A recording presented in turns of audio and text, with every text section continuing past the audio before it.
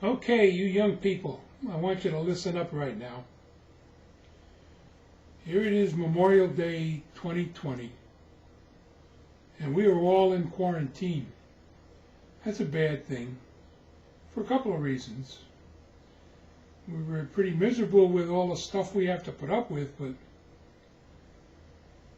I wonder if we should let it take away the memory of Memorial Day from us. Memorial Day is about veterans, and there's some things you ought to know about the day. I want to read you this story about the Battle of the Bulge. Listen up carefully. It was quiet along the front in the Ardennes section of eastern Belgium. American units were improving their positions in expectation of an inactive winter. Although it was mild for December, plans had been made to wait out the coming season with little action and few preparations for fighting. Armies do not fight in the winter. Everyone knew that. Then the cold came. The temperature dropped into the 20s, then the teens, then sometimes to 0. It turned out to be the coldest winter the area had had in more than 40 years, and the soldiers all struggled to keep warm. There was no winter equipment, no down-fill sleeping bags, no insulated boots, no warm gloves.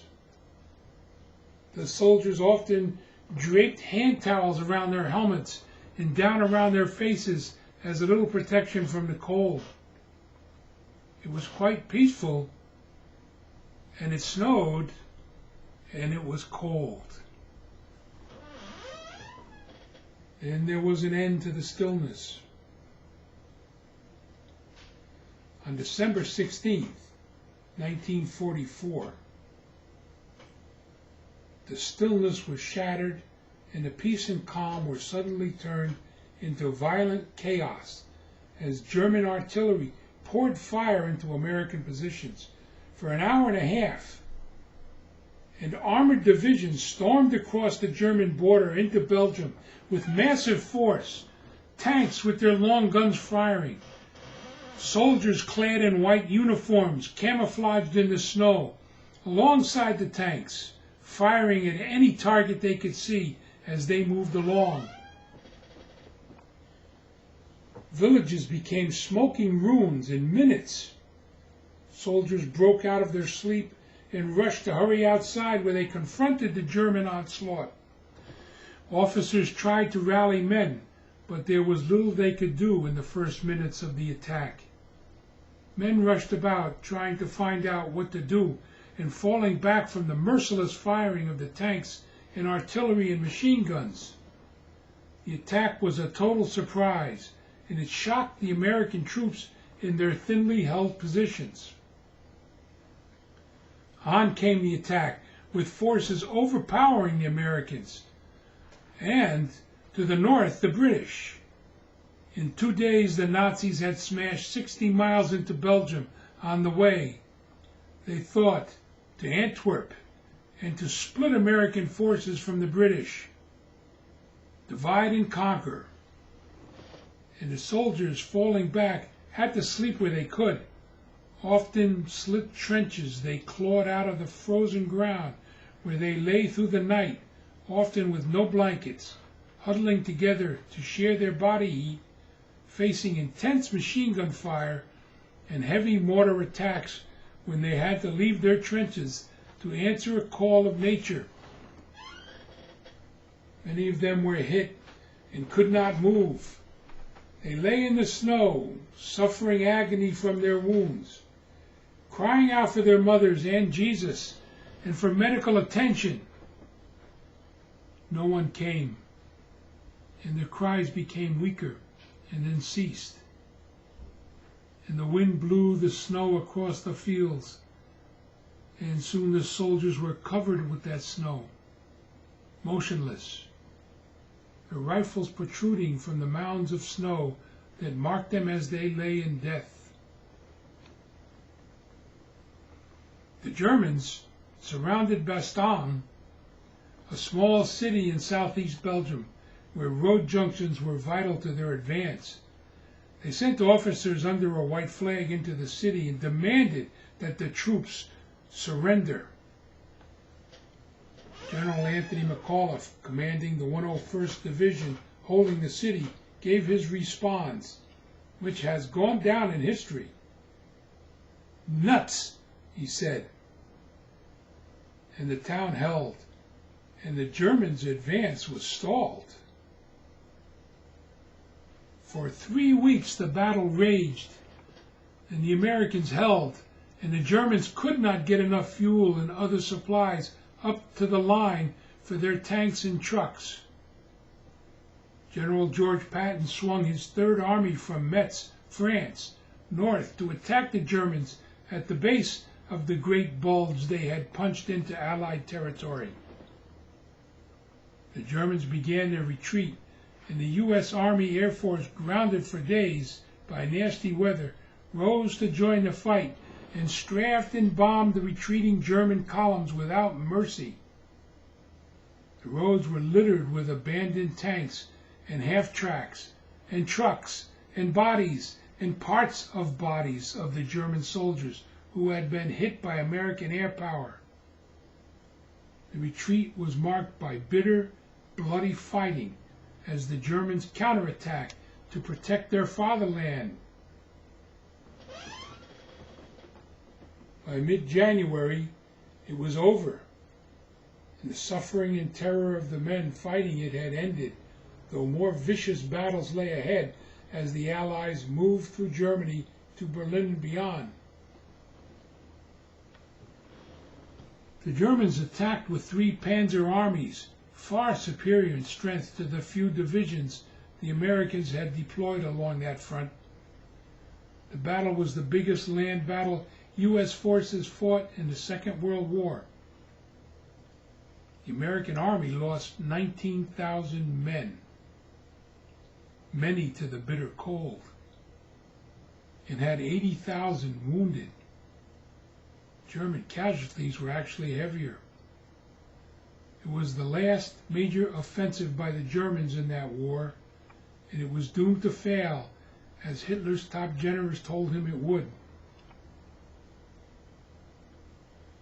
Veterans of the great battle, old men now, remember the rumbling tanks, the relentless fire from their long 88-millimeter cannons. They remember their comrades falling and staining the snow with their blood. They remember the fear and the loneliness and the despair they felt as the assault hit them in those grim, bitter cold days in Belgium. And oh, how they remember that cold, how it engulfed them and clasped them, and how they shook and shivered night after night in slit trenches or on the ground in the woods. They recall how they sought out any shelter where they could escape the cold and get a little sleep. Barns and smokehouses and cellars and sheds, so as to be ready in the morning for more fighting. But there were not many places like that. When the cold comes now, veterans look back across all the years to the days when they were overrun by the huge German attack and fought back and finally held and stopped the advance of artillery and tanks and infantrymen. The cold comes again in their thoughts, and they are back there in the frozen Ardennes, stamping their feet, hugging themselves against the cold that would not leave. And they are glad it is over. Many years in the past, a horror and a nightmare they often dreamed in earlier days, their bodies bathed in cold sweat as they awoke. And now, as they feel the cold of today and think again of those days, they shake their heads and say to themselves, somehow we did it. The Battle of the Bulge is history now. Scholars study it. Historians reconstruct it. But the people have forgotten it for the most part. Ask any of you young people about it, and you likely would not know what it was or what war it was even fought in. But it should not be forgotten. It just simply should not be forgotten. Only old men remember it now as the cold comes and the wind roars. And once again it is December 16th, 1944.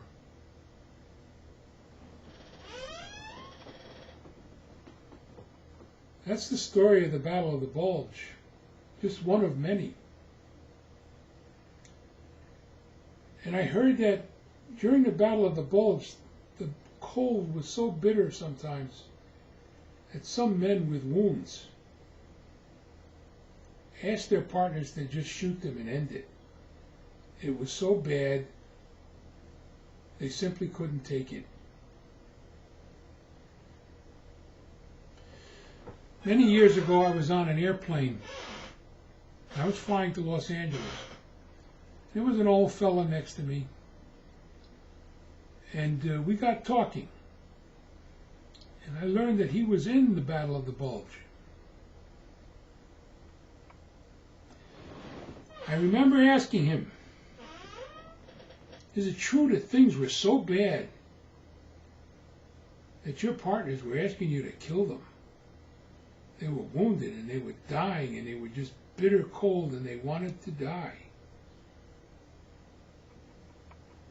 The old man simply nodded his head, looked down,